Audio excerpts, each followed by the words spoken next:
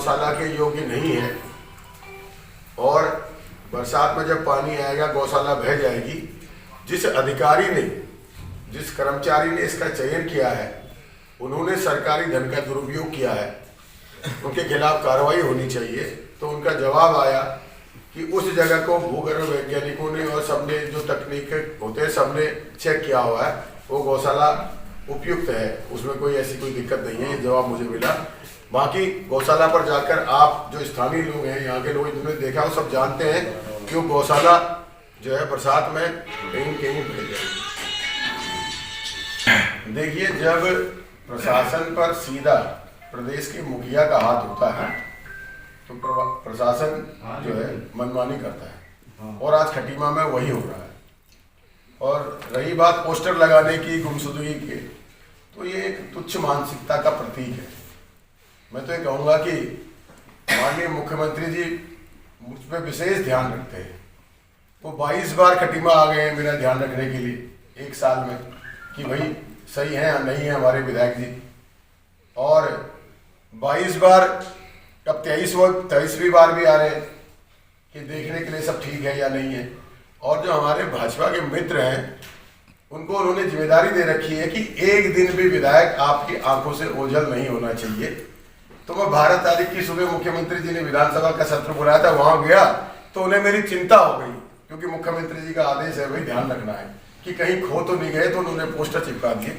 मैं अपने भाजपा के मित्रों से ये कहना चाहूँगा कि अगली बार जब पोस्टर लगाएं तो कृपया फोटो हमसे ले जाएं। वो फोटो अच्छा लगा देना थोड़ा, कि मैं दिखने में थोड़ा ठीक हूँ, तो जो एक्चुअल फोटो है वो लगा दे, तो हमें कोई आपत्ति नहीं। वो इतना ध्यान रख रहे हैं हमारा, क्योंकि आदेश जब मुखिया का है तो उनको करना ही पड़ेगा। और रही बात पुलिस की कार्रवाई की, तो मैं कोई कार्रवाई नहीं चाहता इसमें, कोई बात नहीं। ये अपनी अपनी सोच है। उनको अगर मेरे क्षेत्र में रहते हुए एक दिन भी मैं यहाँ से गायब होता हूँ, इतना चिंता है, तो ये तो मेरे लिए खुशी की बात है, इतनी चिंता कर रहे मेरे भाई लोग। तो बस फोटो अच्छा ले जाए, ये उनसे मैं ये कहना चाहता हूँ अपने मित्रों से। अगली बार कोई फोटो डिजाइन, पोस्टर डिजाइन करें, फोटो हम लोगों से ले जाएं, जरा ठीक फोटो लगा दें। समय चक्र है, ये समय चक्र है। अभी देखिए, हमारे देश में राजा पहले भी रहे, भगवान राम भी राजा थे और रावण भी राजा थे। भगवान राम के राज में उनके जो भाई थे, उनके जो मंत्री थे, उनके जो सलाहकार थे, लोग उनके पास जाकर अपनी शिकायत करते थे, शिकायत दर्ज करते थे। सबके मन में प्रेम का भाव रहता था, सब अपने आप को आजाद समझते थे, किसी के मन में, प्रजा के मन में कहीं भय का भाव नहीं था। और जो राजा की सेना थी उसके मन में भी कहीं भय का भाव नहीं था। सब स्वतंत्र होकर अपनी बात करते थे। और एक तरफ रावण का राज था, उसके भाई बंधु, उसके रिश्तेदार या उसके मंत्री जो कुछ बोलता था उसके सर काट देते थे, उन्हें मार देते थे। डर का भाव रहता था, भय का भाव रहता था, व्यापारी डरता था, किसान डरता था, आम नागरिक डरता था। भगवान राम के राज में सब खुश रहते थे। तो आज वही स्थिति है, यहाँ रावण राज है। अब रावण राज में व्यापारी डर रहा, किसान डर रहा, आम आदमी डर रहा। तो ये जो सेना है रावण की, तो वो अत्याचार कर रही है। तो जब समय आएगा तो रावण का वध भी होगा और जो सेना भी ठीक हो जाएगी। काम को बड़ी हुई है, बड़ी हुई विधायक निधि से। मैं पशुपालन मंत्री से बात करूंगा, मुझे बहुत जानकारी नहीं है।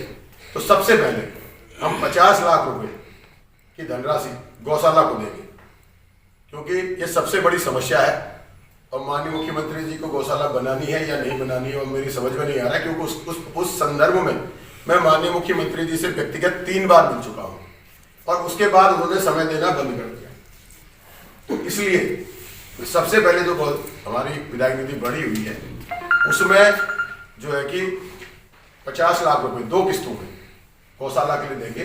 जितना काम इस बार हो पाएगा उसको करेंगे। और साथ ही जो विधायक निधि की बात है, तो अगर आप आज जिला प्रशासन के पास जाएंगे और वहां देखेंगे तो उधम सिंह नगर जिले में सबसे ज्यादा प्रस्ताव हमने भेज रखे हैं। मैंने विधायक निधि से 10 लाख रुपए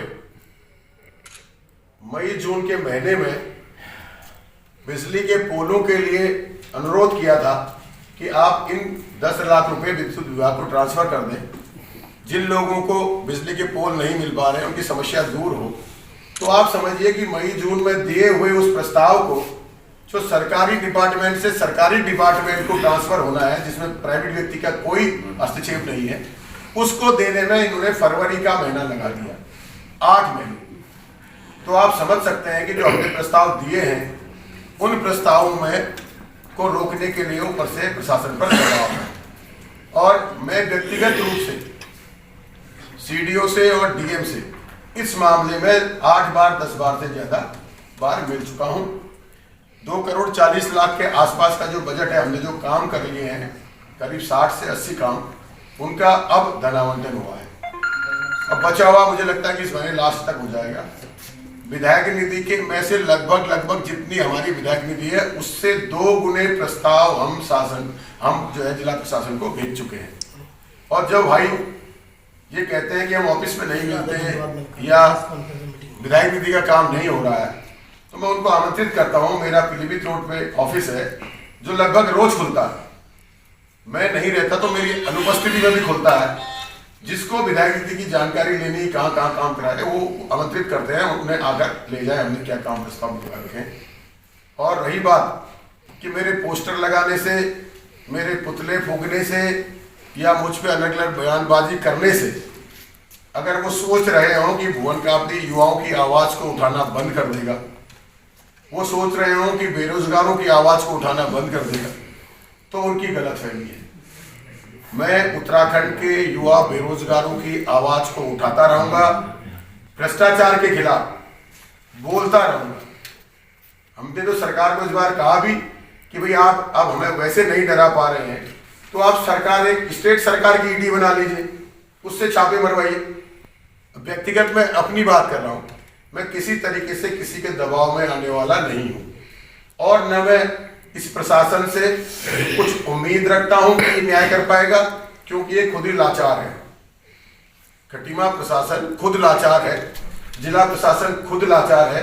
व्यक्तिगत मिलकर सब लोगों ने मुझे अपनी परेशानी बता रखी है, इसलिए मैं उन पे भी कोई आक्षेप नहीं करता कि भाई वो करना चाहते हुए भी नहीं कर पा रहे, इसलिए उन पर दबाव है। और उस दबाव को मैं भली बातें समझता हूं कि एक मुख्यमंत्री का दबाव एक तहसील स्तर के कर्मचारी पर कितना बड़ा हो सकता है। यहाँ तो जो लोग 4th क्लास में थे वो एसडीएम को चला रहे हैं, तो ऐसी स्थिति हमारे खटीमा की है।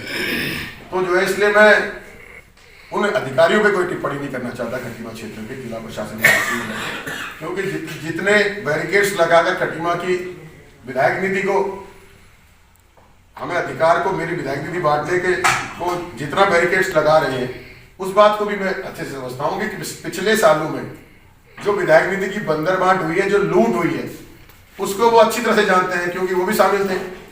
इसलिए वो चाहते हैं कि भुवन कापड़ी कहीं गड़बड़ न करे। तो और मेरे मन में गड़बड़ का कोई इच्छा नहीं, गड़बड़ दोनों में कोई न मेरी इच्छा है। मैं स्पष्ट ये कहना चाहता हूं कि जो एक विधायक बनने के बाद जो उसका असली दायित्व है मैं उसे निभाऊं। विधायक का दायित्व होता है कि जन समस्याओं को उठाए, प्रदेश में हो रहे भ्रष्टाचार के खिलाफ खुलकर बोले, अन्याय के खिलाफ लड़े। तो मैं वो लड़ रहा हूं। अगर कोई भारतीय जनता पार्टी के लोगों की मानसिकता विधायक बनकर खड़े रोल और ठेकेदारी है, वो मेरी प्राथमिकता में नहीं आता। मेरी प्राथमिकता में विधायक बनकर वो आता है कि आने वाली पीढ़ी ये कहे कि विधायक ऐसा हो कि जो जन समस्याओं के लिए लड़े, चाहे उसके लिए मुझे कुछ भी करना पड़े। मैं तो कह रहा हूं कि मुख्यमंत्री जी आप अगर साजिश कराकर मुझे भी जला देंगे, मैं तब भी जलते जलते युवाओं की आवाज को उठाता रहूंगा, तब भी ये कहूंगा कि आप सीबीआई करा दो। मैं इन पुतलों से, इन पोस्टरों से, इन दबावों से डरने वाला नहीं हूं। ये एक विधायक का दायित्व होता है कि भाई राज्यपाल के अभिभाषण में जो समस्याएं छूटी है आप ऐड कराओ। मैंने 52 समस्याएं ऐड कराई, इससे पहले भी विधायक रहे, आप उनसे पूछिए भाई आपने कितनी ऐड कराई। विधानसभा के सत्र में खटीमा की जो समस्याएं हैं, प्रदेश की जो समस्याएं हैं, उन्हें पुरजोर तरीके से उठाता हूं, बहुत दबाव रहने के बाद भी। इसलिए मैं ये कहना चाहता हूं मुझे इन सब चीजों से कोई फर्क नहीं पड़ने वाला। बस मैं ये चाहता हूं कि खटीमा में शांति व्यवस्था बनी रहे, क्योंकि हम अपने और अपने कार्यकर्ताओं की तरफ से हमेशा ही कोशिश करते हैं कि कोई विवाद की स्थिति ना बने। मुख्यमंत्री जी को 1 साल पूरे होने वाला है, हमने अभी तक कुछ नहीं कहा क्योंकि वो यहाँ के स्थानीय व्यक्ति हैं, आते हैं अपने घर पे रहते हैं। लेकिन अब ये जरूर कहेंगे कि मुख्यमंत्री जी जाम नहीं काम दो, खटीमा को जाम नहीं काम दो। मुख्यमंत्री जी की हवाई जहाज की सवारी जनता पे पड़ रही है भारी। हमारे एक साथी कर रहे थे, प्रवास करते हैं मुख्यमंत्री, प्रवास करने के लिए नहीं होते, मुख्यमंत्री काम करने के लिए होते हैं। प्रवास करने के लिए और बहुत सारे लोग हैं आपके यहाँ प्रवास करते हैं। और मैं अपने साथियों से ये भी कहूंगा, अब सारे जो भी साथी मुख्यमंत्री जी के स्वागत में जाते हैं, अब गुलाब की जगह हर व्यक्ति खटीमा की एक समस्या मुख्यमंत्री जी को देना शुरू करे। जब भी वो आते हैं, उनके स्वागत पर जाते हैं, तो आप गुलाब देने की जगह गुलाब भी दीजिए, साथ में एक समस्या भी दीजिए जो आपकी लगती है कि मुख्यमंत्री जी इस समस्या का समाधान कीजिए। और जब छोड़ने जाते हैं तब एक दीजिए, जब सुबह हाजिरी के लिए जाते हैं तब एक दीजिए। जब जब आप मुख्यमंत्री जी से मिल रहे हैं, आप भी इस खटीमा के जागरूक नागरिक हैं, आपकी जिम्मेदारी भी बनती है। आप लोग देंगे तो शायद वो काम पूरा हो जाए। हमने तो बहुत सारी आर्थिक सहायता भी देने की कोशिश करी, समय नहीं दिया, बहुत सारे काम दिए, समय नहीं दिया। जो 10 काम है, उन 10 कामों को मुख्यमंत्री जी ने अपने उत्तर भाषण में इस बार कहा है कि वो 5 साल के अंदर करे जाएंगे, वो 1 साल के नहीं है। तो हमारे जिले की अभी कोई उसमें समीक्षा बैठक भी नहीं हुई, जब होगी तो हम फिर उस पर चर्चा करेंगे। इसलिए मैं ये कहना चाहता हूँ कि सब लोग अब जाम नहीं काम दो, हवाई जहाज की सवारी जनता पे पड़ रही है भारी। ये बात कहना शुरू करेंगे हम जिस दिन मुख्यमंत्री जी ने भाषण दिया था, उस दिन जब पूरा होगा। और उसके बाद फिर हम खटीमा की सड़कों पे 500 का सिलेंडर दो, जब मुख्यमंत्री जी आएंगे 500 का सिलेंडर दो करके भी खड़े होंगे कांग्रेस के लोग और खटीमा के स्थानीय लोग, और भूमिधरी की मांग को लेके भी खड़े होंगे। सारी जो समस्या है गौशाला को लेके भी खड़े होंगे। जब मुख्यमंत्री जाएंगे शांत तरीके से हम प्रदर्शन करेंगे, 1 साल शांत तरीके से करेंगे दिखा के, फिर उसके बाद हम उग्र प्रदर्शन भी करेंगे।